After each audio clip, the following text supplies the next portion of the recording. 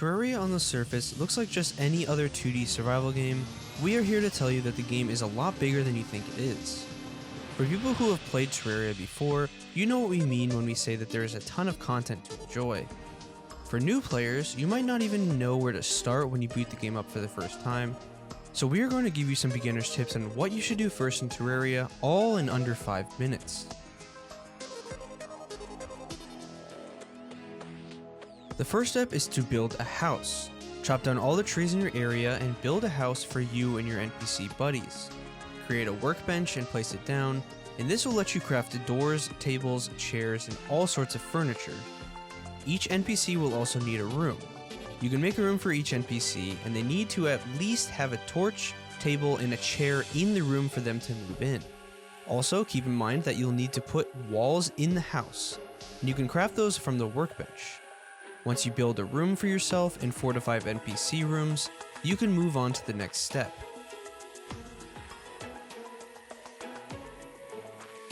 The second step is to start exploring.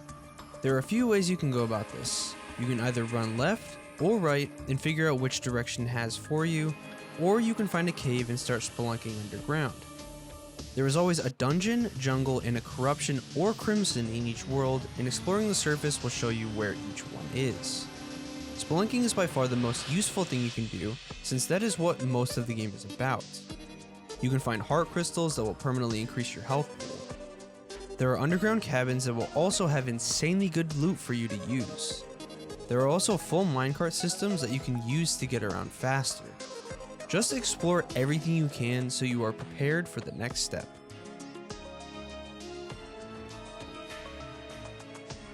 The final step on learning how to play is to get new gear.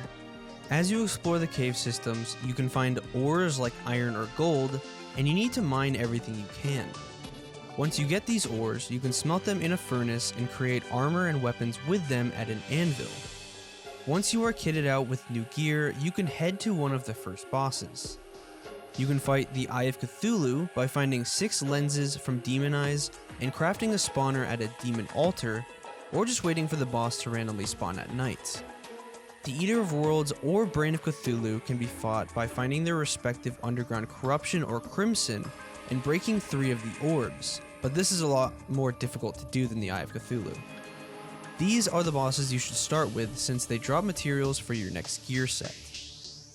There are plenty of other bosses and gear to collect in the game, but what we showed you today is how the game progression works. You defeat a boss and it gives you new materials to craft the next armor set or weapon set. We won't spoil any more of the game for you because it is worth figuring out yourself. It's actually pretty easy to understand once you learn how the game works. We hope you found this video helpful, and make sure to like and subscribe. Also, check out our website since we have some new merch designs. All links are in the description, and thanks for watching.